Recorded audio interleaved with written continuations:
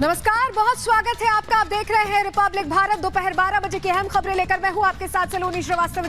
मेरी सहयोगी शिखा भी इस बुलेटिन में मेरे साथ जुड़ रही है। लेकिन शुरुआत इस वक्त की सबसे अहम खबर से करें, जहां भ्रामक विज्ञापन मामले में सुनवाई इस वक्त जारी है और रामदेव ने एक बार फिर बिना शर्त माफी मांगी। लेकिन कोर्ट ने सवाल किया है कि आपने जो किया है उसके लिए क्या हम माफी दें। रामदेव ने कहा कि करोड़ों लोग मुझसे जुड़े हैं, ये मेरे लिए भी अशोभनीय है और आगे से नहीं होगा। कोर्ट को बार बार ये समझाने की कोशिश कर रहे हैं रामदेव, लेकिन कोर्ट का रुख लगातार सख्त है और सुप्रीम कोर्ट ने बाबा रामदेव को फिर से फटकार लगाई है। ये बड़ी खबर इस वक्त की आपको बता रहे हैं।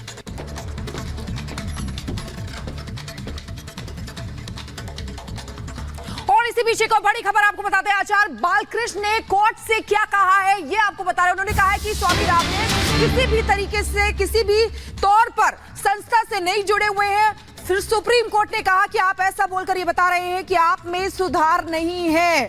सुप्रीम कोर्ट ने बालकृष्ण से नाराजगी जताते हुए कहा कि आप इस तरह की बात मत करिए, आपके रवैये से ये नहीं लगता, हम आदेश जारी करेंगे।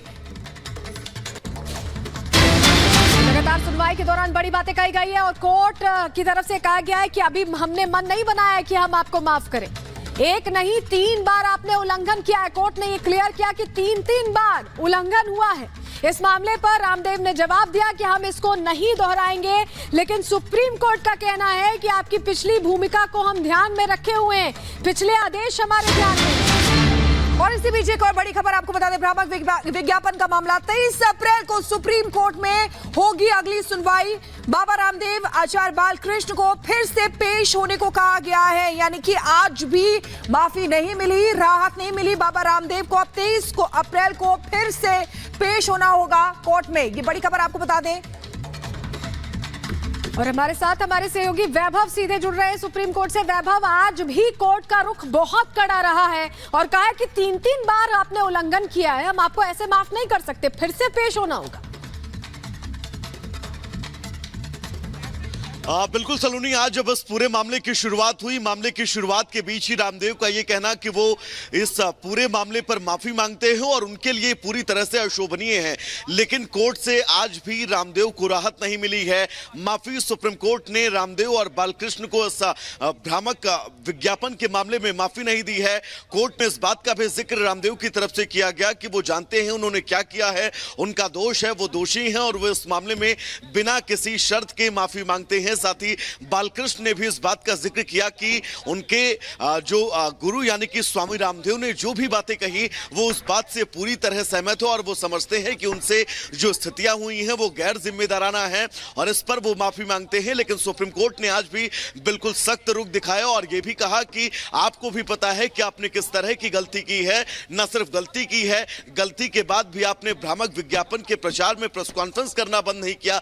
न सिर्फ प्रेस कॉन्फ्रेंस करना बंद किया बल्कि आपने भ्रामक विज्ञापन को लेकर बड़े बड़े पंपलेट जो है वो भी कहीं ना कहीं से छपवाए हैं और ये सिर्फ 3 बार हुआ है। एक बार आपने नियमों का उल्लंघन किया, दूसरी बार अगर आप उसको अनदेखा कर भी देते हैं तो तीसरे बार भी, यानी कि इस पूरे मामले में 3 बार आपने नियमों का उल्लंघन किया है। हम आपको कैसे माफ कर सकते हैं। लेकिन अब सबसे बड़ा अपडेट यही है, रोहिल मुतुगिर की तरफ से कहा गया कि इस पूरे मामले में वो 7 दिन का वक्त यानी कि अगले मंगलवार तक का वक्त चाहते हैं। तो अगले मंगलवार को फिर अब देखिए 23 तारीख का समय तय किया गया जब फिर से कोर्ट में रहना होगा। रामदेव को भी, बालकृष्ण को भी इस केस पर लगातार नजर बनी हुई। बहुत शुक्रिया वैभव जुड़ने के लिए और जानकारियां देने के लिए।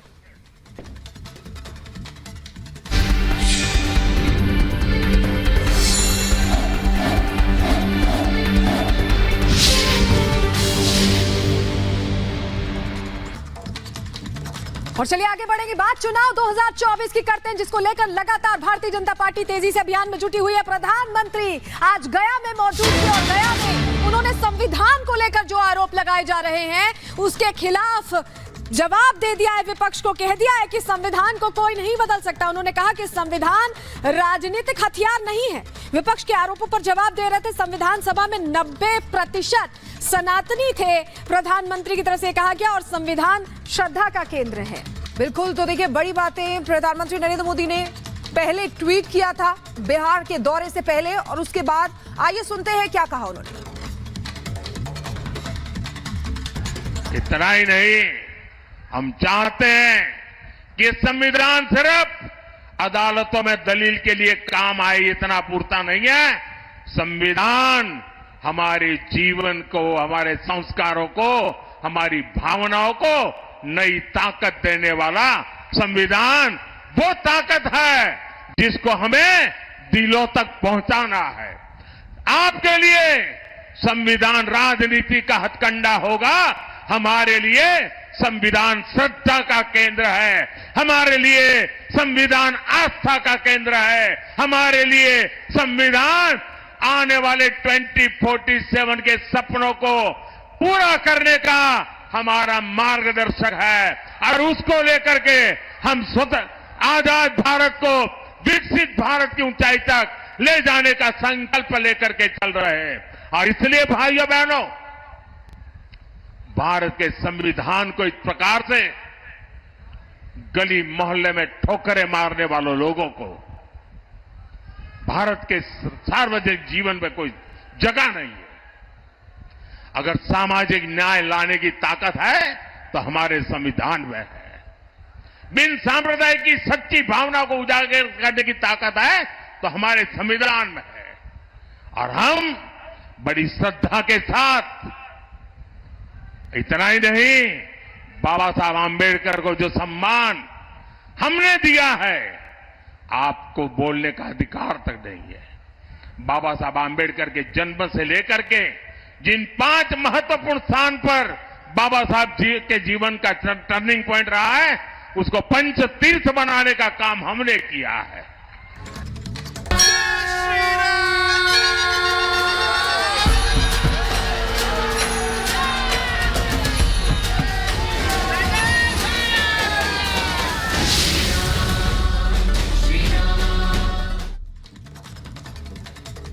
और अयोध्या में प्राण प्रतिष्ठा के बाद पहली रामनवमी है। इससे लेकर अयोध्या और देश दुनिया के तमाम राम भक्तों में विशेष उत्साह है।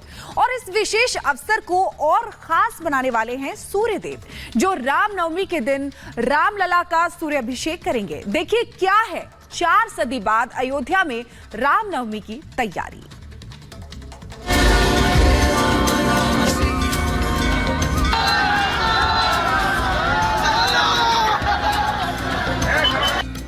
राम नाम की लूट है, लूट सके तो लूट, अंतकाल पछताएगा जब प्राण जाएंगे छूट। जी हाँ, यह सिर्फ दोहा नहीं है, यह प्रभु श्री राम के नाम की महिमा है जो इन दिनों अयोध्या में मौजूद हर राम भक्त की जुबान पर है। राम नवमी का मौका है तो आज अयोध्या का कण कण राममयी है। 4 सदी बाद आज अयोध्या एक बार फिर अपने प्रभु श्री राम के स्वागत के लिए तैयार हुई है। हर तरफ भक्ति का रस है और उसमें गोता लगाने वाले राम भक्त हैं।